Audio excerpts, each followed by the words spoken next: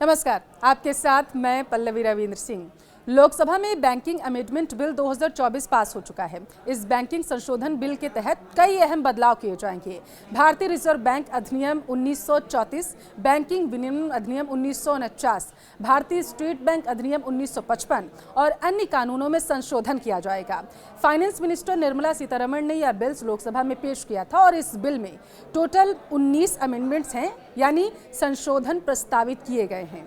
Bill को संसद के मौजूदा शीतकालीन सत्र में सरकार ने लोकसभा में पास करा लिया है। नए कानून लागू होने के बाद अब एक बैंक अकाउंट के लिए 4 नॉमिनी ऐड कर सकेंगे आप लोग। यह बेहद ही महत्वपूर्ण माना जा रहा है।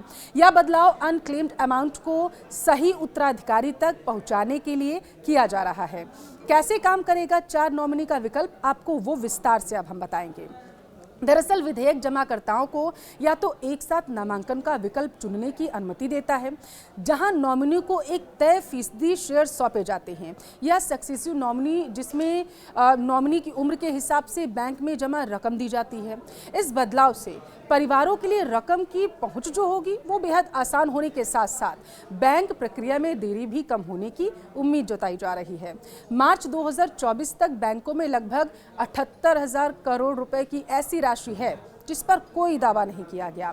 सरकार भारतीय स्टेट बैंक अधिनियम और बैंकिंग कंपनियों के अधिग्रहण कानून में अमेंडमेंट यानी कि संशोधन कर रही है।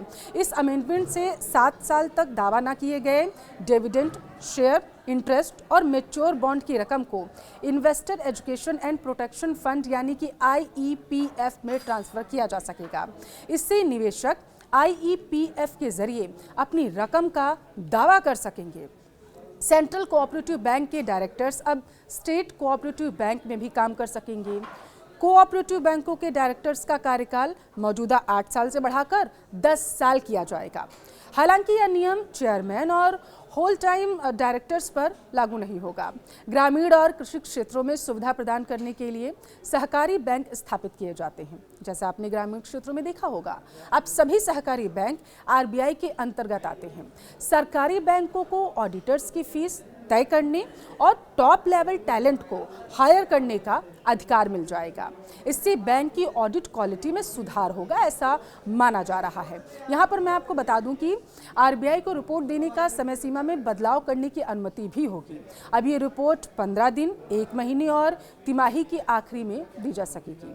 इससे पहले बैंकों को हर शुक्रवार को RBI को रिपोर्ट देनी होती थी, आपने देखा होगा। बैंकिंग अमेंडमेंट बिल 2024 में प्रस्तावित संशोधन न केवल बैंकों की कार्यप्रणाली में सुधार लाएंगे, बल्कि निवेशकों और खाता धारकों के हित में भी सुरक्षित होंगे, ऐसी संभावनाएं हैं।